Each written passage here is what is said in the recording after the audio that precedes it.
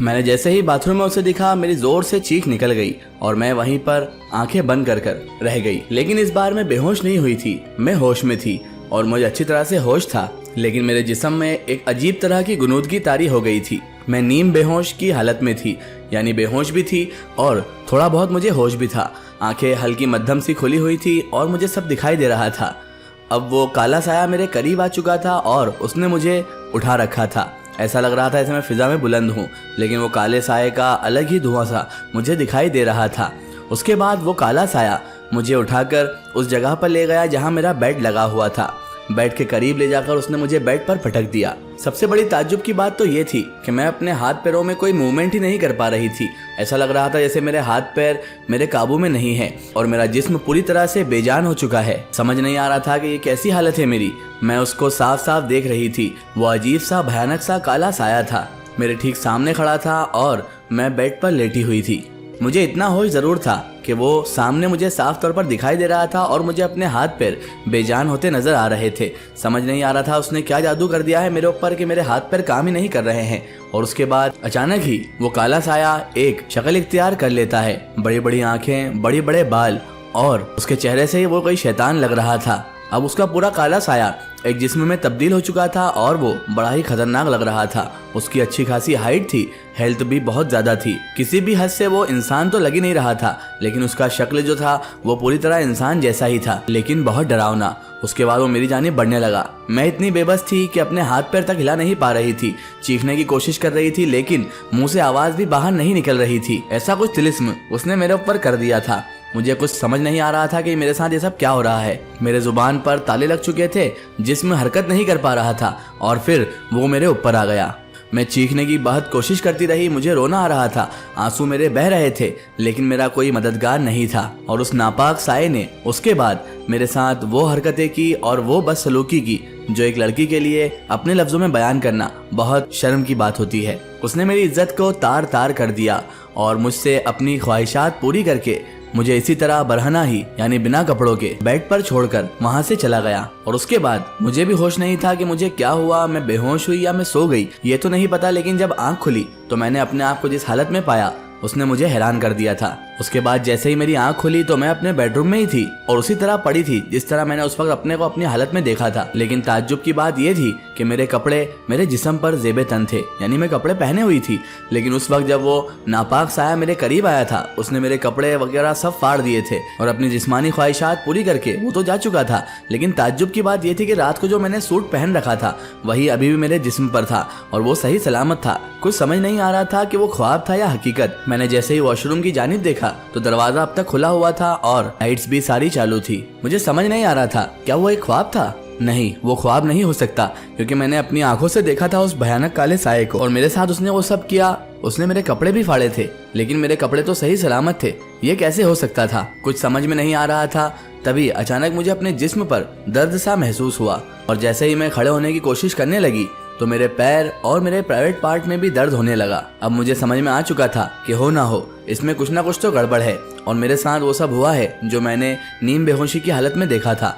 वो काला साया, वो भयानक साया, उसने मेरे साथ वो सब किया है जो मैंने देखा था। लेकिन मेरे कपड़े और ये सब चीजें इस बात के उल्टी गवाही दे रही थी। उसके बाद मैं वॉशरूम में गई और जैसे ही मैंने अपने कपड़े उतार कर देखा तो मेरे पैरों पर, मेरी थाइस पर और मेरे हाथों पर जगह जगह निशान बने हुए थे। ऐसा लग रहा था किसी दरिंदे ने मुझे नोच खाया हो। समझ नहीं आ रहा था कि निशान आखिर जिस्म पर आ कहां से गए।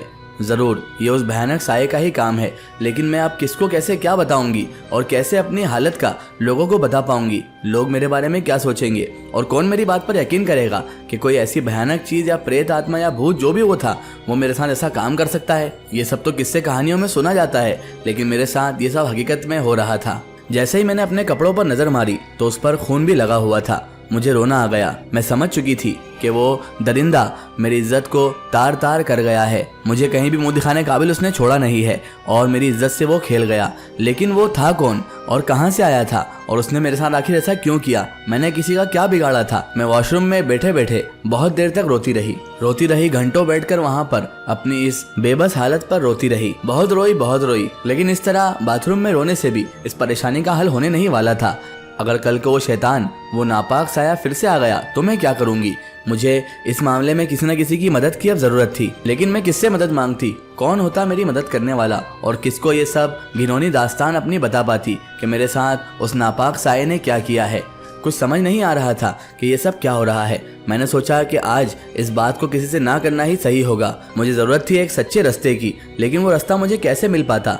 मैं तो किसी को जानती भी नहीं थी, और अगर मम्मी पापा से ऐसी बात करती तो वो खामखा इतने डर जाते और मुझे ही डॉक्टर वगैरह को बताकर मुझ पर ही तरह तरह के इल्जामात या शक लगा देते। किसी और को बताती तो वो भी मुझे बैड कैरेक्टर समझता। वो यही सोचता कि मैं किसी और से अपनी जिस्मानी ख्वाहिशात पूरी करके आई हूँ और जिन्नात भूत प्रेत पर इन पर अपना किया करा ढोल रही हूँ। किसे बताती? मेरे दिल में फिर संतोष का ख्याल आया। मैंने सोचा संतोष मुझसे मोहब्बत करता है, मुझसे प्यार करता है, दिलो जान से मुझे चाहता है। वो मेरी हालत समझ सकेगा, वही समझेगा अब इस हालत को। लेकिन फिर दिल में एक और ख्याल आया कि अगर संतोष को ये सब मालूम पड़ गया तो कहीं ऐसा ना हो कि उसका प्यार कम हो जाए और वो मेरी इज्जत तार तार होने की वजह से मुझे छोड़कर चला जाए। इसीलिए इसे किसी को ना बताना ही बेहतर समझा मैंने, और चुपचाप अपने कपड़े पहने और बाहर आ गई। बेड पर आकर लेटी और सोने की कोशिश करने लगी। आंसू थे जो थमने का नाम नहीं ले रहे थे, और जैसे ही आंख बंद करती तो वो भद्दा और वहशतनाक साया मेरे सामने आ जाता और खौफजदा होकर मैं अपनी आंखें खोल देती। समझ नहीं आ रहा था कि आखिर मैंने किसी का क्या बिगाड़ा है और इस साये का मुझसे क्या ताल्लुक है जो ये मेरे साथ इतनी गलीज, इतनी गंदी हरकतें कर रहा है। मैंने इसका क्या बिगाड़ा है? क्यों ये मेरी इज्जत से खेल रहा है? मैं भगवान से प्रार्थना करने लगी कि मुझे कोई राह दिखाएं, मुझे किसी भी तरह इस परेशानी से, झंझट से बाहर निकाले। और भगवान से प्रार्थना करते करते मैं सो गई। सुबह जब आँख खोली तो 11 बज रहे थे। जिस्म पूरा टूट रहा था। ऐसा लग रहा था मानो जैसे मैंने रात भर काम किया हो और उसकी थकन अभी तक नहीं गई हो। जिस्म का एक एक हिस्सा दर्द कर रहा था और मेरे पैरों में और प्राइवेट पार्ट में इतना ज़्यादा दर्द था कि मैं उठने के भी काबिल नहीं थी। उस दरिंदे ने मुझे इस हालत में कर दिया था कि मैं चलने फिरने से भी कासिर हो चुकी थी। चलने फिरने में भी मुझे तकलीफ हो रही थी, लेकिन अगर बेड पकड़ लिया तो मम्मी पापा को शक हो जाता और वो तरह तरह के सवाल करते, और अगर मुझे डॉक्टर के पास ले जाते और डॉक्टर अगर मेरा चेकअप कर लेता तो शायद मैं अपने मम्मी पापा को भी मुंह दिखाने काबिल न रहती। इसीलिए जैसे तैसे अपने आप को मैंने हिम्मत दिलाई और अपने पैरों पर खड़ी हुई। चलने की तो बन नहीं रही थी, लेकिन फिर भी चलना ज़रूरी था। मैंने जैसे तैसे वॉशरूम जाने की हिम्मत की और वॉशरूम से बाहर निकलकर मैं धीरे धीरे चलते हुए नीचे गई। मम्मी ने जैसे ही मुझे देखा तो वो समझ गई। कहने लगी, क्या हुआ?